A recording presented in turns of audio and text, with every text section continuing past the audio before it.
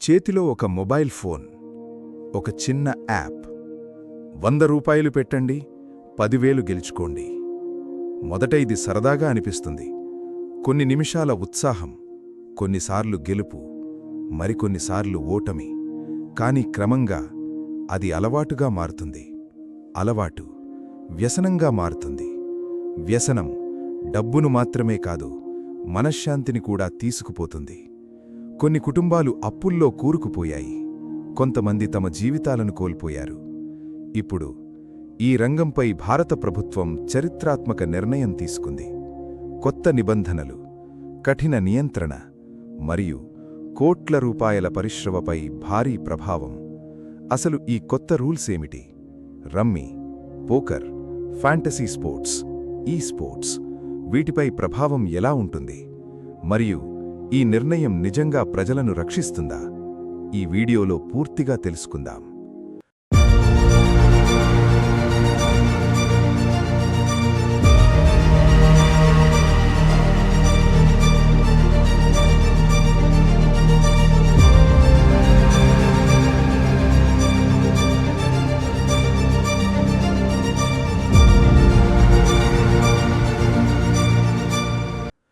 గత దశాబ్దంలో భారతదేశంలో స్మార్ట్ ఫోన్లు విపరీతంగా పెరిగాయి. చౌకైన ఇంటర్నెట్ అందుబాటులోకి వచ్చింది. దాంతోపాటు ఆన్లైన్ గేమింగ్ ప్రపంచం పేలుడు వేగంతో విస్తరించింది. Rummy, poker, fantasy cricket, battle games, casual mobile games, ఈ స్పోర్ట్స్, కోట్లాది మంది యువత ఈ ప్రపంచంలోకి అడుగుపెట్టారు. కొంతమందికి ఇది వినోదం, కొంతమందికి ఇది పోటీ, మరికొంతమందికి డబ్బు సంపాదించే అవకాశం. కాని అక్కడే ఒక ప్రశ్న మొదలైంది. ఇది నిజంగా ఆటనా లేక డిజిటల్ జూదమా?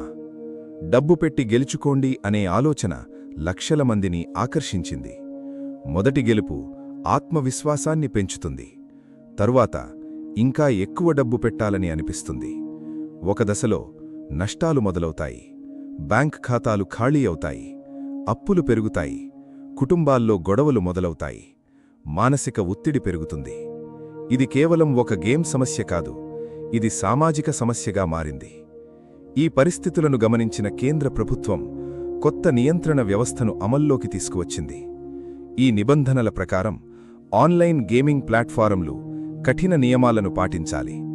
యూజర్ గుర్తింపు తప్పనిసరి, వయస్సు నిర్ధారణ తప్పనిసరి, మైనర్లకు ప్రత్యేక పరిమితులు అమలు చేయాలి, రిస్క్ వార్నింగ్లు స్పష్టంగా చూపించాలి, ఫిర్యాదు పరిష్కార వ్యవస్థ ఉండాలి.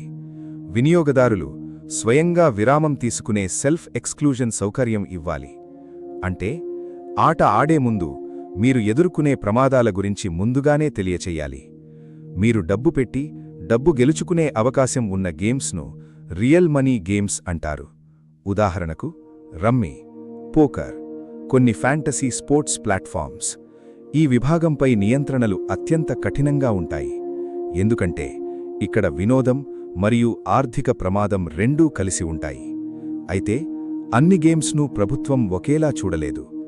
ఈ స్పోర్ట్స్ను బెట్టింగ్ మరియు జూదం నుంచి వేరు చేసింది. ఎందుకంటే ఈ స్పోర్ట్స్లో ప్రధాన పాత్ర పోషించేది అదృష్టం కాదు, నైపుణ్యం, వ్యూహం, సాధన. అందుకే పోటీ గేమింగ్ ప్రపంచానికి ఇది ఒక సకారాత్మక సంకేతంగా భావిస్తున్నారు. ఇప్పుడు పరిశ్రమలోని పెద్ద కంపెనీలు Dream11, MPL, విన్జో వంటి సంస్థలు తమ వైధవాలను మార్చుకోవాల్సి ఉంటుంది. యూజర్లకు పూర్తి సమాచారం ఇవ్వాలి, రిస్క్ వార్నింగులు చూపించాలి, మోసపూరిత ప్రకటనలను నివారించాలి, నియంత్రణ సంస్థలకు అనుగుణంగా పనిచెయ్యాలి. ఈ నిర్ణయాన్ని చాలామంది స్వాగతిస్తున్నారు. ఎందుకంటే ఇది వినియోగదారుల రక్షణకు కీలక అడుగు, పిల్లల భద్రతకు ఒక రక్షణ గోడ, మోసాలకు అడ్డుకట్ట. అయితే కొన్ని కంపెనీలు మాత్రం ఆందోళన వ్యక్తం చేస్తున్నాయి. అధిక నియంత్రణ వల్ల వ్యాపార ఖర్చులు పెరగవచ్చని అంటున్నాయి. కానీ ఒక విషయం మాత్రం స్పష్టం: సరదాగా ప్రారంభమయ్యే ఒక గేమ్ ఆర్థికంగా, మానసికంగా, కుటుంబపరంగా తీవ్ర ప్రభావం చూపగలదు. అందుకే ప్రభుత్వం ఈ రంగంపై గీతలు గీసింది. ఇది ఆన్లైన్ గేమింగ్ రంగానికి ముగింపు కాదు, కానీ బాధ్యతాయుతమైన, సురక్షితమైన, పారదర్శకమైన గేమింగ్ యుగానికి ప్రారంభం కావచ్చు. మీ చేతిలో ఉన్న ఆ మొబైల్ ఫోన్ మీకు వినోదాన్నివ్వవచ్చు, కొత్త అవకాశాలనివ్వవచ్చు, కానీ జాగ్రత్తగా ఉపయోగించకపోతే అనుకోని సమస్యలకు దారితీస్తుంది. ఆట ఆడే ముందు ఒక్కసారి ఆలోచించండి, ఇది కేవలం ఒక గేమ్ మాత్రమేనా, లేక మీ జీవితంపై ప్రభావం చూపే నిర్ణయమా?